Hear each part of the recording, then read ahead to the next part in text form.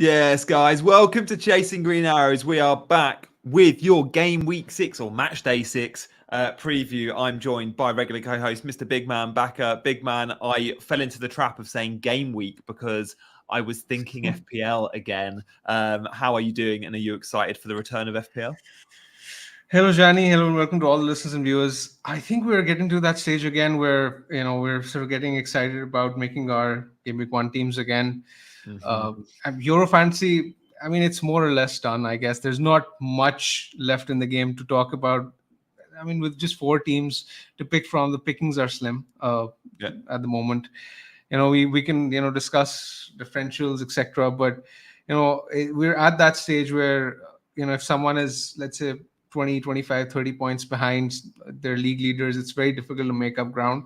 So realistically, I think if you've gained a sizable lead in your mini league, you've won. Congratulations. And attention must shift now to FPL. Just have a bit of fun, have a free swing in the next 2 match days, and then we move on to FPL.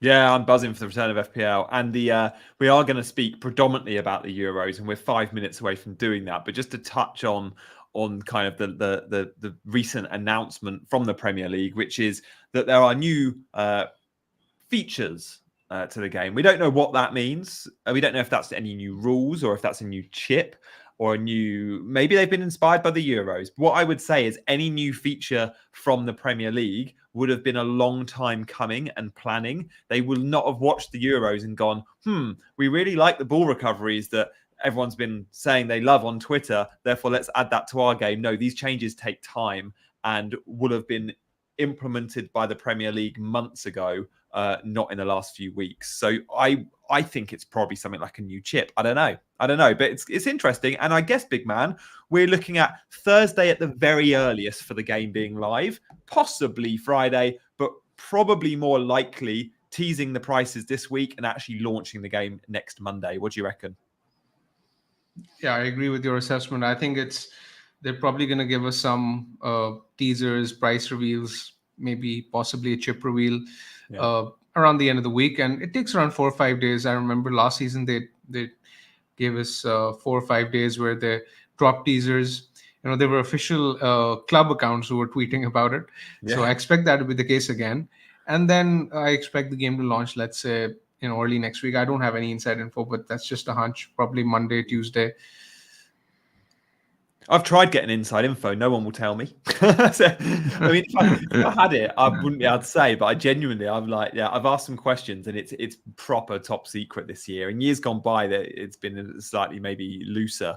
But yeah, Sokan in the chat. Positional changes and chips in both halves of the season are the rumours in the jungle. That would be cool. CH has got a great rule, the Janny rule. You have to have Havertz in your team, and you should make that Foden as well. CH, good to see CH back. Hello to everyone in the chat. Do make sure you're hitting those buttons, like and subscribe. We are, of course, here to chat about the Euros. Just before we do, one thing about positional changes, big man, top of your head, who do you reckon changes position? Like Havertz is going to be listed as a forward. Do you reckon the likes of Son could be moved as a forward, or do you think he's played enough out wide like Salah to be still a midfielder? Where do you think Son ends up? I think he's played enough on the left to be classified as a midfielder again, because with Richarlison still there, you would still sort of expect him to be the main forward.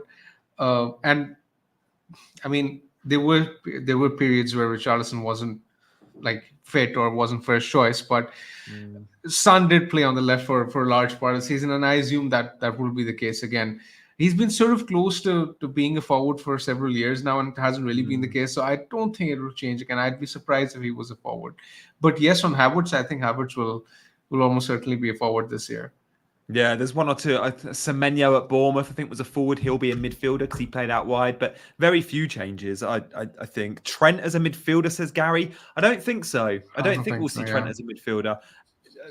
Maybe he will play midfield. We don't know under the new manager, but in terms of what we've seen from last season, we haven't seen enough. João Pedro, says Ice G. What do you think? He'll still be a forward. I know he's played a lot as a number 10, but he has played central. He obviously played left as well. But I think João Pedro stays up front. So yeah, guys, that will be really interesting. I love the changes in position because it's a talking point. And I love the fact that this year we're going to get a new feature, whether that's a rule a difference to the scoring system, whatever it is going to be welcome, because the game has been the same for the last, I think the last edition was removing the all-out attack chip and replacing it with the free hit chip. And big man, that must have been 5 years ago. Yeah, I think that was like ages ago. I can't seem to remember. That was moons ago, man. Yeah, it really was. 4 years, I would guess. Yeah, 4 years minimum. Yeah, for that. And like even that, like, I mean, removing the all-out chip was fine. Getting in the free hit chip was great. I think the free hit is a great chip. It's much more useful than the all-out attack chip. I think the most you can get out of an all-out attack chip is what, like 4, 5, 6 points. Yeah, and that too, even like if you get lucky, because it wasn't really a chip which was adding much to the game. I hope whatever they introduce now, it sparks some debate. I think it will, irrespective of what they do. It always seems to be the case now that FPL is growing. There are more eyeballs on FPL, and people seem to be talking about it more and more. People are more engaged, which is great for the game, I think. And if they're introducing a new feature, I'm sure it'll spark a lot of debate in the community. Yeah, nice. Well, Jeremy asks about how to build his wildcard. He's 10 points off first place in his mini league. So that is what today's show is going to be about, building your wildcards. So we're going to see my wildcard. We're going to see Big Man's wildcard. We're going to evaluate who's gone in kind of what direction in terms of teams they're committing to. But first, let's just have a quick review of our teams from the week just gone in terms of where we're at. Big Man, you're way above me in overall rank, I think. I don't know how you got on in terms of total points. Yeah, here you go. Another improvement on me. I was in the 40s. So 52 points, 24k. De Vrij coming up clutch. Not only a goal, but he got player of the match, didn't he? Yeah, I'm having a good. It's not exactly a season. I'm having a good tournament. Let me put it that way. It's been. I mean, Euro Fantasy's been kind to me. I've sort of adapted well to the rules. I sort of understand that ball recoveries are king in this game. I haven't really gone for too many attacking defenders. As you can see, I had De Vrij. Even on the last day, I had Van Dijk as my captain over Memphis, because I just think that the floor that the defenders have in this game is crazy high. I think even if they get, like, let's say 6 recoveries, which they're expected to, most defenders that you pick. Yeah. I mean, you're getting 2 points for free, and add a clean sheet to that. That's like a very sizable score from your captain. So, yeah, I think ball recoveries are king. You can see with Rodri. I mean, he got 5 points for basically nothing apart from recoveries. And even in FPL, that looks like he got an assist. Rodri looks like he got an assist there with an FPL score of 5. Exactly. So, I mean, these are the sort of picks I've sort of gotten right, and I'm glad that I have. Apart from that, I mean, it's not an amazing rank, but it's a good rank. I've done well. I would have taken this at this stage of the season, and with the wild card in hand, I mean, I'm sort of content with where I stand. Diego Costa was another hero for me this week. He got that clean sheet. I didn't expect that to be the case versus France, but I was pleasantly surprised to see him do well again. Yeah, nice, well played. Yeah, good. In a good place with 2 match days to go. Let's have a look at my team quickly, and then we're going to see our wildcard teams, so stay tuned for that. Also, get voting. Are you on a wildcard? We have a poll live. I was devastated to see that Spain clean sheet go. Spain, of course, conceding, and I had double Spanish defense. So yeah, my rank's at 372k. It's been bad. 40 points this match day. Gakpo's goal was taken off him as well, my captain. So yeah, it is what it is. I still got the assist for Denzel Dumfries, which was nice. Xavi Simons disappointed with his 1. He's so hot and cold, Xavi Simons. You either get you get a game full of returns, or you get an absolute blank and an early sub. And again, that's worth noting for those looking at Xavi Simons on wildcard. If he's not playing well, he's hooked, and we do see that. So yeah, interesting to see, but bad for me. I'm going quite rogue and over-committing to one team in particular in the semi-finals. Let's talk about the semi-finals and just look at the odds of progressing to the final from Rob T on Twitter. Do follow Rob T. Spain are at 55% likely to win, and England at 56% likely to win. Do you reckon this is about right? Is this how you see it, Big Man? If you're predicting, because I actually think I'm predicting Spain and the Netherlands to win. I think it's more or less similar. I would have Spain slightly higher than England, but I guess Spain and England should be favorites, which is exactly the way it is. But this again, is to qualify for the final. I'm So Spain to qualify exactly. for the final at 55. Exactly. I mean, I'm sort of portraying them as favorites, but it's sort of difficult for me to call someone with, let's say, 55 or 56% as a favorite. Is I mean, it's not exactly a favorite, is it? But in the context of the semifinals, it's still pretty good. Yeah. No, I'm with you there. And do you think England edge it then? Do you think England do beat the Netherlands? I think so. I think it'll be close. I think the Spain-France game will be very close as well. I think both games will be equally close. I don't see too many goals in either of the two games. But yes, if I was to guess, I think Spain and England will go through. Yeah, interesting. So in terms of numbers on Wildcard, before we see your team, can we just count up? Let's do a little sort of spoiler alert. How many players we've got from each of these teams in our wildcard? So I'll go first with Spain. I think I've got 4 Spanish players and 3 French players.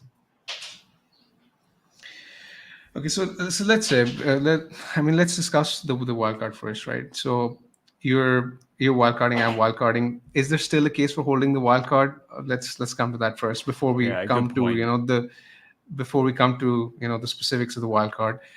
I don't think there is, because you will have 5 free transfers in the final day, and you don't need a playing 15. That's the main point. You only need 11 players, and with 5 free transfers, you would sort of back whatever situation you're in to be able to be in a position to navigate and get a playing 11 in the final day. So I think this is definitely, like, it's high time. I mean, I don't really know what you're saving the wild card for if you're not using it this week. I sort of get the idea that there's potentially not much upside at this stage, but I at the same time I just think that with every passing round the upside sort of reduces, right? I hear you. I massively hear you there. And I've had comments on YouTube being like, should I use my wildcard because I really like my team, and with the 4 free transfers, I've only got 3 players not playing and I've got 4 free transfers. Do I really need to use it? And yeah, my answer to them is, I guess it is squad dependent. But if you make those 4 free transfers and you think you've got a team that is as good as your wildcard team, then yeah, probably don't hit the button. But I'd be surprised. Once you've made your 4 free transfers, you will still see some improvements you can probably make. Therefore, the wildcard is worth using because, as Bigman says, for the final, we get 5 frees and you don't need a bench. Remember, we can't make those decisions in the final of subbing on players. So sure, it's nice to have a backup option on the bench just in case your player gets injured in the warm-up or in case someone's dropped or suspended, whatever. But I think we're not going to be relying on our benches. And remember, the deadline is right up until kickoff if you're engaged. So yeah, use your wild card now and back the teams you think are going to qualify. Still hedge by having a couple of players from those other teams. So make sure you've got representation from all 4. But you don't need 3-4 players from each. You probably need a minimum of 2 from each. And then you just back your big boys, the teams you think win the game or score the goals. So, for example, I've gone heavier on Spain and the Netherlands because I think they're going to be the 2 teams that win. There's no right and wrong answer here. These are 2 50-50 games. They're coin tosses. But if you're backing England and France, make sure you don't have more Spanish and Netherlands players. It's pretty obvious. What teams are you investing heavily in, Big Man, before we actually see your team? I think this is, our producer texted me before the show, and he asked me to sort of answer this question, where how many players from each team we should be selecting on the wildcard, right?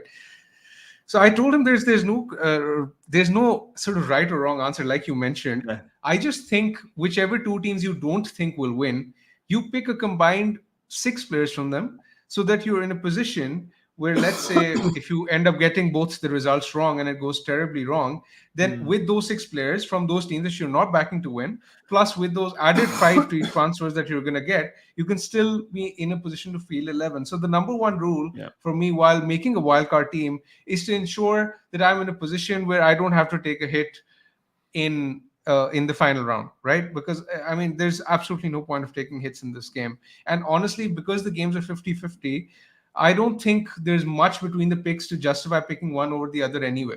So the main point for me is to avoid hits in the final round, and for that I've basically picked a combined 6 players from France and Netherlands, because I do think that Spain and England will win. As you can see with the bookmakers odds, I sort of agree with them loosely. Not, I don't think I'm very confident in both those teams winning, but still, I would rather sort of hedge my bets because I still think I'm in a reasonable position so far.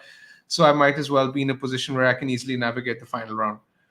Nice, I like that. Oh, I can't wait to see a team. And let's get on with it. I need to see this team reveal. You seem very excited. You seem very, very excited. Yeah, I am, because I think we've got. If this was FPL game week 1 or game week 37, we'd probably have quite similar looking teams. I think our teams are going to be very different on this wild card, and I can already see they are. So, talk us through it. Yeah, so as you can see, I'm not exactly backing France and Netherlands to win, but I've still sort of gotten 6 players from them. Yeah. I think Magnan in goal is fine, because I want to have, let's say, 5 from England and Spain. That's why I've gone with Magnan in goal with Pickford as the backup. I think they sort of they're a good combo. And then the main thing for me, the main challenge for me, and I'm sure you probably face the same, is that there are no viable mids to pick in this game. I mean, it's so difficult picking a midfield. I guess there are options in the defense and in the keepers, but the midfield is just very difficult to pick. So I mean, Spain sort of formed the core of my midfield. As you can see, I've gone with 3 Spain: Fabian Ruiz, Williams, and Rodri. I can maybe add the Danny Olmo instead of maybe one of them. Mate, you're 100% adding Dani Olmo. There's no way Dani Olmo's not getting into this team, knowing that he's going to start because Pedri's injured. You're going Dani Olmo. You have to. Yeah, I mean, I can, but like, I'm sort of struggling to see which one I sell. That's the issue. Because I'm not going to get 4. Dude, Rodri is like you just mentioned 5 minutes ago that he's an absolute king. Like his floor is 5 points. Like literally, he's that good in this game. I don't think I'll be selling Rodri. If anyone is going, it will be Ruiz or Williams. Yeah, it will be Ruiz or Williams. I don't think I'm selling Rodri for sure. Dude, I'm even close to captaining him. Yeah, that's fair. You mentioned the floor, and the floor is important because captaincy's been underwhelming, and we've been stung by captain Mbappe and Kane and our attacking players who have got 2 points. They don't pick up the extras. They have to score to get any sort of return. Rodri doesn't have to score to get a return. Exactly. And, I have this thing at the back of my mind that I don't expect both these games to be very high scoring, especially the France-Spain game. Agreed. So, I mean, I guess I mean, maybe Mbappe can get a return, but let's say if I get like 6-7 points, will I switch? I don't think I will. So it's tricky. It's very tricky deciding the captaincy as well. Anyway, coming back to the team, I've got Bellingham and Rice in midfield. I guess I can pick Foden over Rice, but Rice very much like I mean, Saka, if he's playing as the wing back, then I don't think I'll pick Saka. I think I like Foden more than set pieces than as well Saka. with Foden, depending on who else is on the pitch. But Foden's but currently I'm on Rice actually for the similar reasons as Rodri, because of that high floor that he has. I mean, 4 or 5 points is still quite a lot in this game. I'm struggling to adjust to it because I can't. My heart doesn't let me pick Rodri or Rice, but I get it, and I'm in the exact same situation as you, but it's just that I've sort of mentally made peace with picking Rodri and sort of cheering for ball recoveries, but I still can't bring myself to cheer him on as my captain. So I'm still in a similar situation as you. Yeah, you're slightly ahead of me, but not. Yeah, you're not converted just yet. Exactly. Yeah, and you've got Gahey in there. You're gonna wait for a team leak on that. If you don't hear anything, we will get a team leak because it's England and they play. The deadline's Tuesday night. They play Wednesday. If we weren't to get a team leak, would you still go Gahey because he is the best England defender because of the ball recoveries? But there is a chance Southgate goes, I'm sticking with the same back line because Konsa was so good. Personally, I think Gahey comes in. But if we don't hear, do you just go safe and go Walker or Stones, or do you stick with Gahey because you think he's starting? It's a good question, actually. I think if we don't hear anything, I might switch to Walker or it could be risky, Stones. I think. Yeah. But I'm almost like 95% sure that Gahey will start. I don't think Konsa will start, so I'm not exactly concerned about that slot. I think Gahey starts, and he's as you mentioned, his ball recoveries per 90 is is very much it's insane. Very much like Koundé in defense. I mean, I haven't had him so far. We know that Dean had him from the first round, first match day. Exactly. Yeah, he's had him from then, and he's been just hitting those points week in, week out. So yeah, Koundé is my defensive pick from France. Then I've gone with double Netherlands defense just to make up the numbers, because I wanted 3 from Netherlands, 3 from France in case there was any upset. But I do think that England will score. But still, apart from that, like Cucurella is there. I could go Laporte actually, because Laporte for ball recoveries is really good. I just noticed he was in your team in the previous round, so he is a good pick. Laporte is a very good pick. But I guess I have Cucurella so far. And yeah, I mean, I think the front line won't change. I prefer Depay over Gakpo for the set pieces and penalties. I had him in the previous week, and he outscored Gakpo, so that was great. I don't see the front line changing at all. Yeah, if anything, I think Danny Olmo is probably the only guy who can come in and maybe I can go with the French defender over a Netherlands one, but I don't think I'll change that as well, because this is just a nice way of hedging with 3 Netherlands and 3 France. I like this sort of the spine of this team because it's not risky and it covers the main picks. Yeah, and I hear that. Good point from FPL Mackham.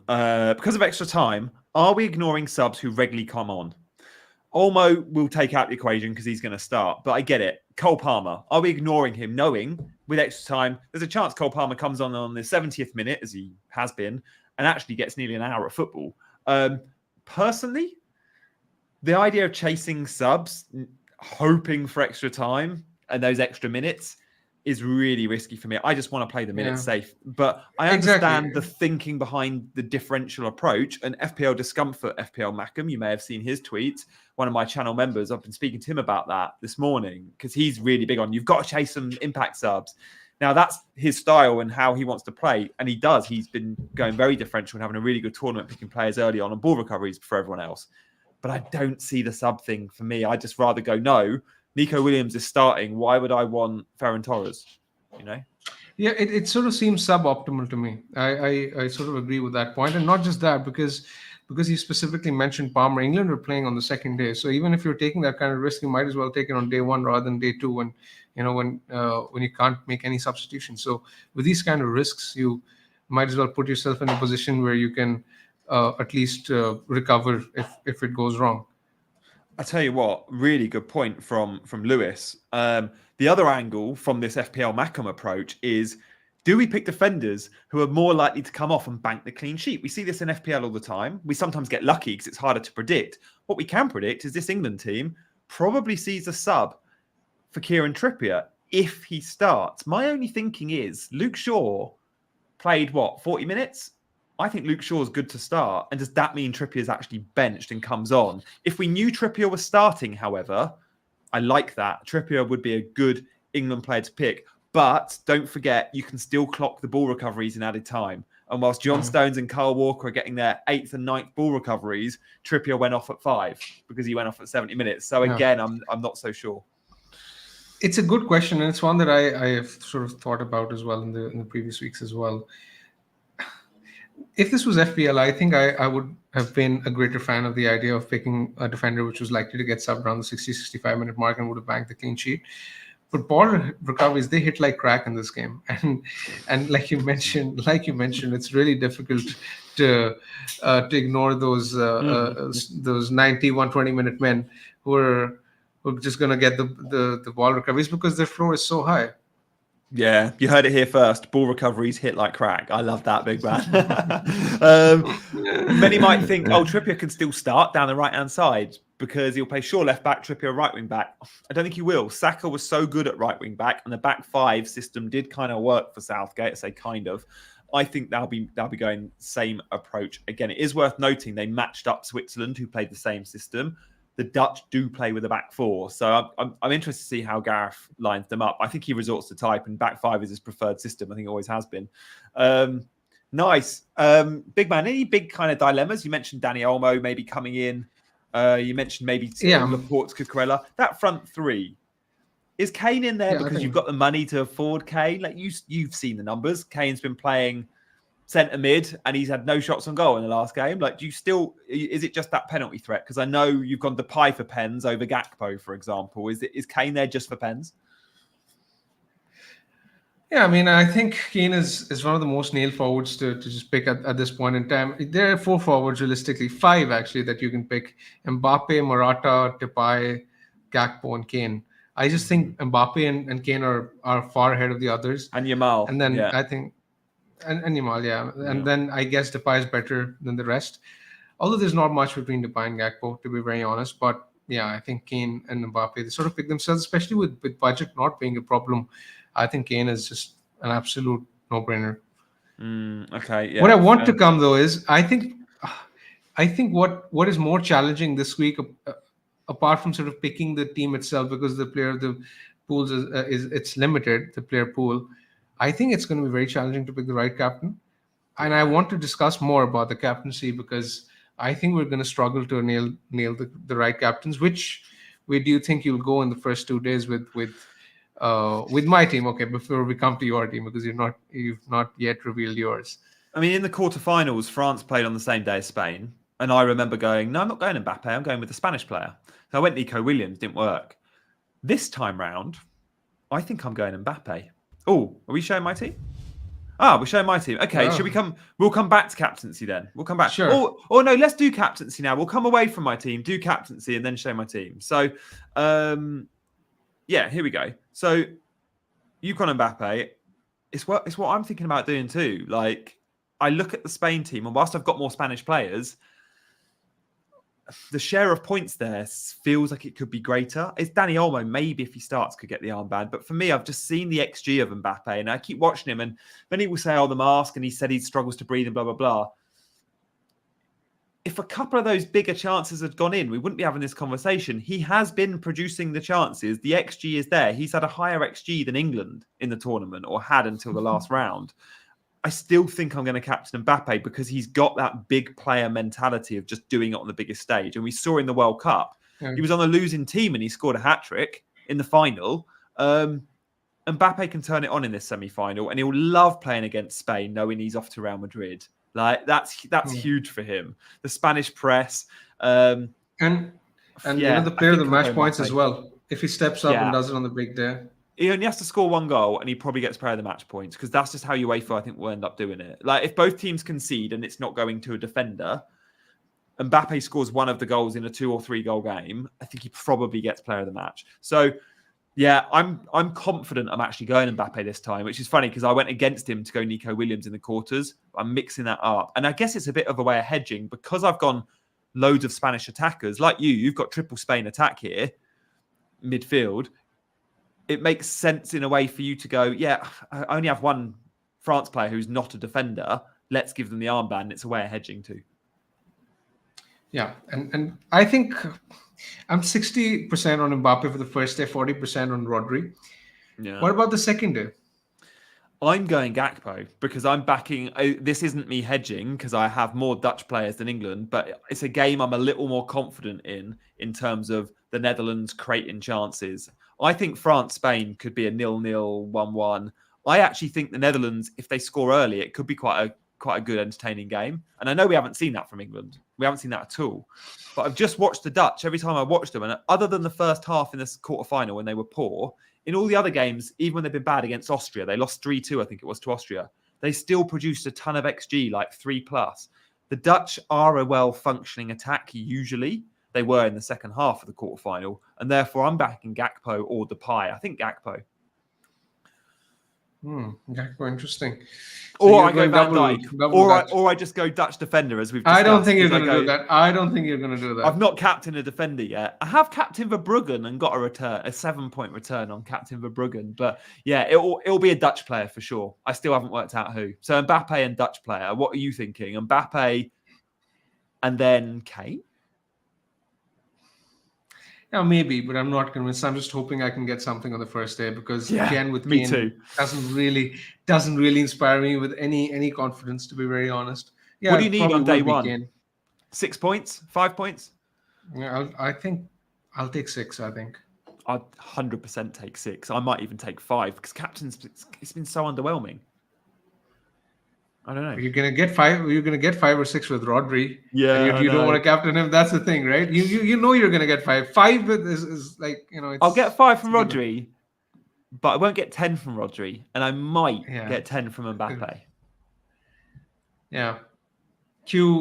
Spain getting a penalty, Rodri scoring, Rodri getting those man of the match points as well, and Rodri getting a 15-pointer and 2-point Mbappe. Blah blah blah, 2-point Mbappe. Yeah, exactly. So, yeah, that's the way the game is. Moving on to your team, let's touch upon that. You've already sort of shared that you're picking double Dutch attack. So I assume it's going to be Gakpo, Depay, Mbappe. You've revealed as your captain. Yeah. Okay, so here's your team. Yeah. Okay, so Saka is different. Okay, Saka and Kante. Kante is interesting. I guess, I mean, he's done well for ball recoveries as well, so sort of makes sense. Theo Hernandez for his attacking threat? Yeah, I mean, Jules Koundé is the better pick for recoveries, but again, I'm playing... Theo Hernandez isn't bad for recoveries, and he's actually been really close to scoring this tournament in open play. Like, he will take shots. He does get into better goal-scoring positions than Koundé. So I've gone Theo Hernandez. I've gone double Spain defence with Unai Simon on Laporte. I've gone triple Dutch defence, but I don't think I'll need Verbruggen. Like, if I get 3 or 4 points from Simon, I'll probably keep him in. Kyle Walker's in there, but it will be Guéhi if I hear Guéhi is starting. Laporte's nailed for me. So's Van Dijk, so's De Vrij. I could go Denzel Dumfries, but I'm just going for ball recoveries for my centre-back. So I had Dumfries in the last round, got me the assist. And I do like Dumfries as an option, but I just fancy De Vrij and Van Dijk to cause problems at set pieces. I found the bullet header is possible from these two. So that's the back line kind of sorted. Like, I guess I could change to Dumfries, and I probably will change to Guéhi. But in terms of the teams I'm backing, that's fixed. The midfield, you're right. You're right. Like, it's so tough to pick midfielders. Like, if we could have 6 or 7 defenders, we would. Honestly, exactly. I look at it. I don't really want Bellingham and Saka, but they're in here. They're in here because they're potential match winners, and they could go and get me a goal, but I don't expect much from them. Yeah. So the first thing that that strikes me when you've picked this team is that you have 3 from France, and I assume you're not exactly backing France to progress because you have 4 from Spain, and then you 5. have 4. Yeah. Yeah, and then you have 3 from England, right? And of course, you just mentioned you're expecting Netherlands to go through. So yeah, so even if you end up getting that wrong, you'll still be in a position to field 11 without hits. Yeah, that's something that is nice. Yeah, that's the first box tick.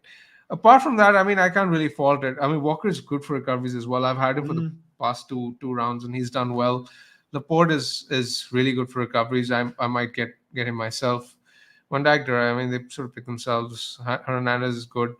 Yeah, I mean, there's not much to sort of fall apart from the fact that you don't want Harry Kane. I mean, any sort of reason behind it? You're just expecting Netherlands to score more goals? Yeah, Gakpo and Depay will actually shoot, and Kane won't. So, I mean, I've got money. Like, I could afford Kane. Like, 3.6 million remaining. We didn't think we'd be in this position. Like, this is effectively a free hit team, and I'm 3.6 million short. I just prefer Depay and Gakpo to Kane. Kante's an interesting one. I can have any France midfielder I want, and Kante is the best I can do. Now, he is all right for recoveries. He's not amazing for them. He's good.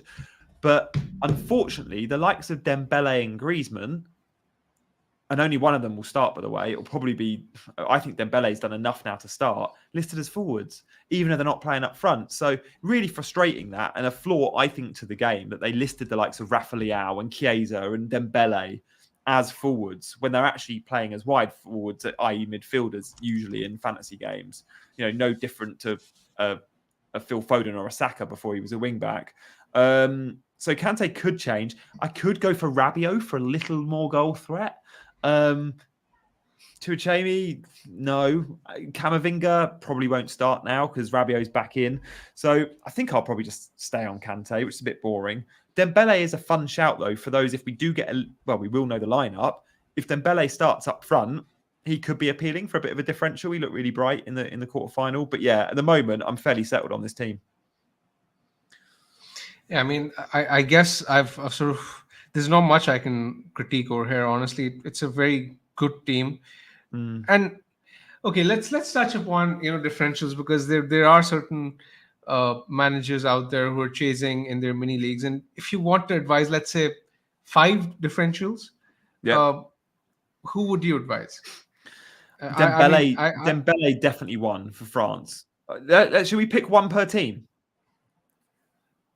Sure. Why? I mean, if there are more than one, then why team. not? Yeah. I mean, yeah, 1 or 2 per team. Let's go. For So France, let's say from Dembele Spain, is the only one, I think. But yeah, go on. So we'll start with Spain. Dani Olmo. let's start. Dani Olmo, number 1. Yeah, I think Fabian Ruiz. I don't think a lot of people will pick him. Who's going to play right back instead of Carvajal? I don't know. I don't know if Nacho is forced out wide to the right. I don't know. But yeah, Carvajal is of course suspended, and I don't. It'll be Jesus Navas, who is a winger playing right back. We remember him from his Man City days. He will be playing right back because he is now a right back, but he will get forward. Jesus Navas. Oh, there you go. Lewis Robson's just said Navas in the chat. Jesus Navas is a good pick, yeah, for sure. Jesus Navas is a good differential as well. Dembele. Okay, that's that from France. Maybe Kante. I mean, calling Kante differential. I mean, but it sort of works in this game. Even Saliba, for that matter. I think Saliba, not many people pick him. He's decent for recoveries. Who else?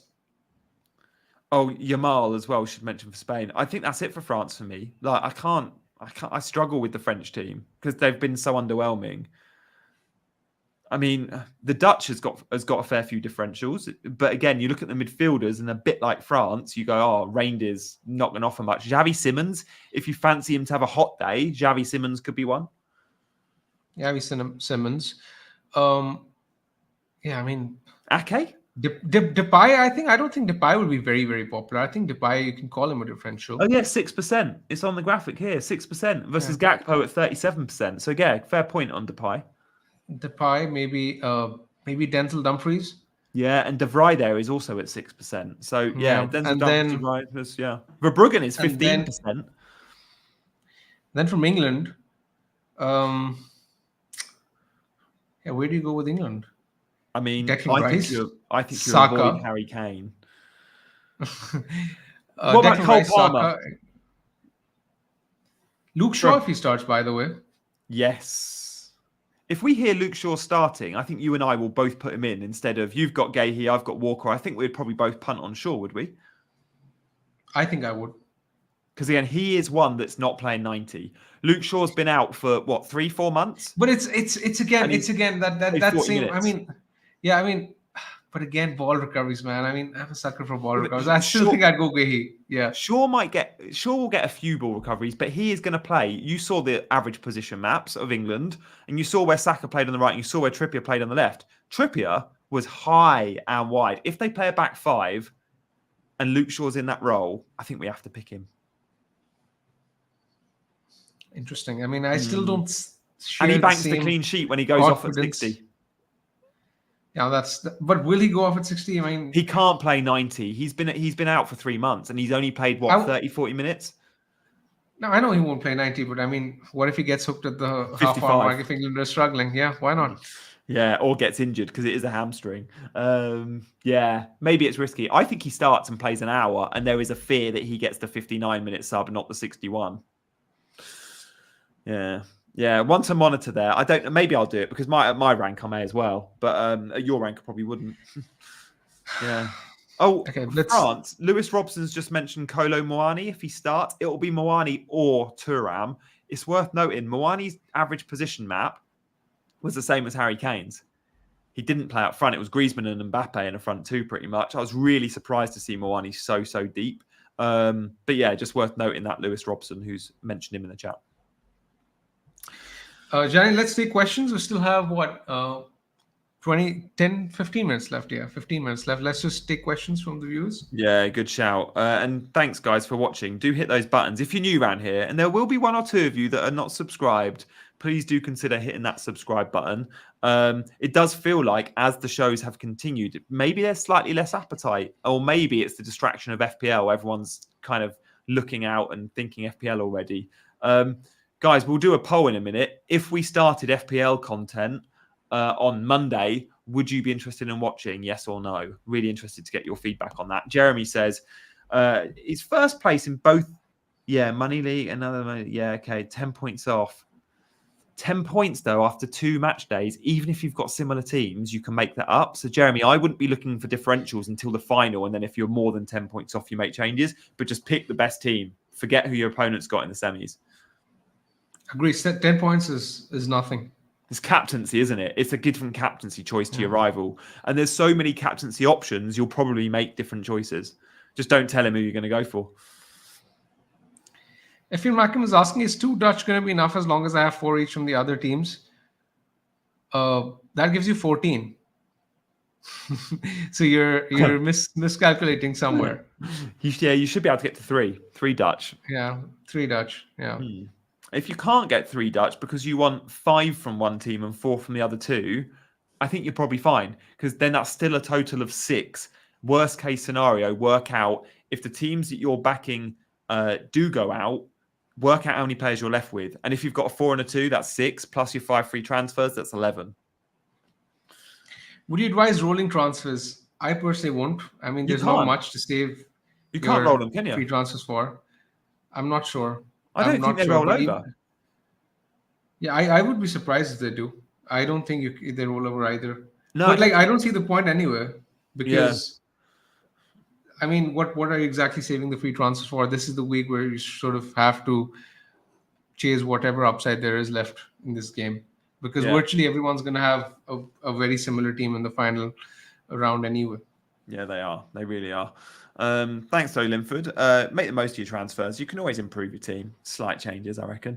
Remember, we will get the lineups for France and Spain. So if we see that a Dembele starting, maybe you go for it. Or if you see Jesus Navas starting, maybe you go for it. How many players per country can we choose in the final? Well, it's a 15-man squad. I'm guessing the allocation is, does it have to be an 8 and is it an 8 maximum or a 7 maximum? It's 6, I think. Let me check. No, because then you couldn't have a 15-man squad. That would only give you 12. I think it must be more than 6. Let me check. I have it written down. It's 6 I think it's 6 for the semis. So it's probably I don't know. Yeah. Good question, okay, British 7. Okay, so I've just checked. It is 8 per team. 8 per team with 5 free transfers. Yeah, so you can have 8. Can have 8, and remember, you could have 8 from one team and just 3 in the 11, and then you bench all of that other team. You've got 3, so you could go 8 French players and 3 Dutch. That's probably what I'm doing in the final, because at my rank, I'm going to be going all in on one team. And which team will that be? I think it's going assuming to be Spain. Yeah, it will be Spain, right? Because I'm going to literally pick the Spain back 4 and hope for a clean sheet. Yeah, irrespective of whichever team progresses from the other round, like England or Netherlands, irrespective of that. Yeah, I think. Yeah. Spain Even if it's France, I think Spain would be my favorites. And if it's France that progress, I'd still go 8 France. I'd still go 8 French over the others. Yeah. So this Spain France game seems like a final to me, because you'd expect the winner of this team to beat whatever team progresses from the other round. I mean, I felt a bit like Spain-Germany was a bit of a final. It felt like a final. Spain-Germany, the quality was great. Like that didn't. I'm gutted that was a quarterfinal, because it was such a good contest. Ice G says, how do you feel about the English defence and how many would you have? I still think you can go fairly big. Like if I had 8 defensive spots, instead of having Bellingham and Saka, I'd have had 2 English defenders. I don't think the English defence is a bad investment at all. Do you, big man? No, I mean England. They're a defence first team. Let's face it. So I mean, the defence is always a good investment. I have more. I mean, like we mentioned earlier, we're sort of forced to picking new mids because there are not too many mids out there. But I would rather have their defence as opposed to their attack. But it's just because of the lack of alternatives out there that we have what. I mean, at least I have Kane and Bellingham and Rice in my team. Yeah, exactly that. I'm with you there. Thank you for all the questions, guys. Do keep getting them in and hit those like and subscribe buttons. Thanks, Ice G. We'll move on from your question to someone else's. FCH Sean says, are there any Euros fantasy chips that you think would work well in FPL? I mean, Limitless is fun. Limitless has been it was a fun chip, wasn't it? Would you prefer Limitless over Free Hit? For sure. I mean, it's more fun. Yeah, it is more fun because it allows you to afford any team that you want to pick. But in FPL, there are weeks, for example, playing the free hit chip in a blank game week is very popular, and generally in the blank game week, the lesser teams are playing, so it's normally very easy to afford a good team. Which I remember this season, for example, I mean, I had Sergio Reguilon who got sent off. I had Brentford players. I had Forest players. I had Morgan Gibbs-White. I remember he gave an assist in that game. I'm sort of forgetting who it was it against. But yeah, I mean, overall, it would work well, I think, because it would make it possible to load up on double game week players and go big on the double game weeks as well, on the bigger teams especially. Yeah. Is Simmons good enough to finally make a go against things? He is. He's got the talent. This is a 21-year-old that's like been bought by big clubs, but like a lot of 21-year-olds, consistency might be a problem. He's playing between the lines, though. He is meant to link the midfield with that front two of Gakpo, Depay, and whoever else is playing, or the front three, Bergwijn or Weghorst. I mean, you look at the average position maps, he's in the right position. He's just not getting on the ball enough between the lines. Xavi Simmons, if he has a good game, is a great fantasy option. He's a proper differential. Who do you think has been player of the tournament so far? It's been very difficult to pick. Fabian Ruiz has probably been my player of the tournament, but I don't think he'll get much. Like, I'd probably look at a Spanish player, Nico Williams. Again, this goes to show that it's very difficult to pick one. Cody Gakpo has been he's good had the goals. at the start. Yeah, he's had the goals. In terms of goal contributions, he's been really good. But it's difficult to pick one, actually. Nick, it depends who ends up winning, I guess.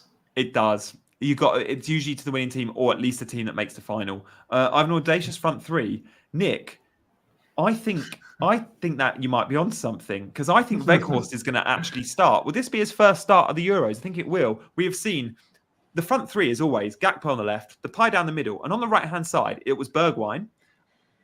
Most recently, it was Donny Marlon at times. It's been Frimpong in some of the friendlies. Xavi Simmons can play there, but he'd probably be the number 10. Weghorst came on for Bergwijn in the game just gone at half-time, and boy, did he cause problems. Depay and Gakpo sort of played off him. I think that might be the front three that causes England problems too. So if Weghorst doesn't start, if it's not going their way, they will chuck him on as first sub fairly early. And Koeman has shown he'll chuck him on at half-time. Pick two of Saka, Kante, Simmons, and Olmo. I would go with Olmo and Kante. Okay, Olmo and God, I've got Kante and Saka, but I'm going to say Simmons because I've already got my full Dutch quota. You can still pick another Dutch. You have 5. You can go with another. I know. I forgot I was allowed 6 because of last round was 5, but I'm probably going to swap Kante with Simmons. Wow. That would increase the risk though, because if Netherlands go out, then you could potentially be in big trouble. I was coming to that. That's why I've not done it, isn't it? It's because I've got I needed the France player to make it 3-3, 3 English, 3. And do you think the main question is? Do you think there's enough between Kante and Simmons to sort of justify taking a potential hit? Yeah, taking a potential hit in the final round? No, right? So no, there's no, is there? No, you're Which right. game would you prefer and is more fun, Euro Fantasy or FPL? FPL any day of the week. I mean, Euro Fantasy is fun, but FPL is on another level for me, at least. We always want what we can't have, and we always have that kind of rose-tinted glasses for the new game. And don't get me wrong, I've had as much enjoyment out of the last couple of weeks as I have in any couple of weeks in FPL for a very long time. But what I would say is the rules for this game only work when you're playing it over a month. To play this Euros game over 38 game weeks would be tough. It would be taxing. It's the midweek changes, the deadlines. I prefer FPL over a 38 game week season. Over a month, I think Euro Fantasy have done a great job, and actually it's a more fun game than if FPL was a month or Euro Fantasy over a month, I'd pick the Euro Fantasy rules, but FPL has been built for the longer term. I agree. Yeah, good question though. And I guess if we polled it, I reckon more would say Euro Fantasy at the moment, but that's because they're playing it at the moment. They've only been playing it for 3 weeks. Thank you guys for your questions. If there's any more, do get them in. And we'll be back, of course, for pre-final. When is the final? I guess it's Saturday or Sunday. Yeah, the final is on. It's Saturday, actually. Oh, it's Sunday. So we'll probably be doing. Sunday, yeah. We'll probably do a It's Friday Sunday 8 p.m. then.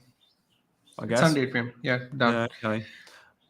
Off core, Limitless allows people to take punts. Yeah, it does. Yeah, Limitless punt making it less than majority. Michael saying yeah, they could take a Limitless punt, making it less likely. Yeah, we like Limitless very much. Mackham switch Kante to Simmons, then Verbruggen to Pickford. In terms of my team, yes. Yeah, he's basically suggesting this so that you can still have 5 Netherlands and still have Simmons at the same time. I like that, and it still gives me a guaranteed goalkeeper. Worst case scenario, because I have Simon as the keeper. Yeah, so if France go out, I have Pickford. Yeah. Yeah, I mean Pickford Verbruggen is basically a coin flip. I don't mind it. Oh, Mackham, you absolute legend. Hang on. I'm just logging on right now to make these changes. Because I am playing with more casual vibes. So, that is something I'm not going to be like pondering my 11. Like I've just been locking in early. So Pickford comes in for Verbruggen and then Xavi Simmons comes out for Kante. No, that still only gives me 2 French defenders. 2 French players, yes, but it gives me 4 England players. Nice. Yeah, okay. So I've got the total of 6 for my worst case scenario bet. Yeah. Yeah. And if France win and England win, that's 6. And if Netherlands win, that's more because I've got that's 7. Yeah, okay, nice. Well, in that case, Xavi Simmons, let's hope he makes the 11 because he was poor in the quarterfinals. He really was bad. But I think they'll go with him. I think they'll go with the same 11. Xavi Simmons is in my team. See you later, Kante. Who cares about ball recoveries anyway? There we go. Guys, I think that's probably all we got time for today. 94% of you have said, yes, we are ready for FPL content come Monday. So, guys, your wishes are command. Whenever the FPL game goes live, whether that's this Thursday, this Friday, or Monday, we will bring you a show. We'll give you reaction to any of the new features. We'll give you our first drafts. There'll be loads to talk about within the first few hours, and we will bring that live to you on Chasing Green Arrows. Another reason to make sure you hit that subscribe button with the notification bell. Can I get away with not owning any Spanish defenders and tripping up on French defense? Of course you can, Linford. If you think France win that game to 0, back your instincts. Big man, we'll see you very soon. Good luck for the semi-finals. Take care, Janny. Good luck as well. Yeah, take care, guys. Have a good one. On your way out, like, subscribe. And if you're just joining, you've missed a good hour of content. So go back and watch it. See you later, guys. For now, he's been Big Man. I've been Janny, and we've been Chasing Green Arrows.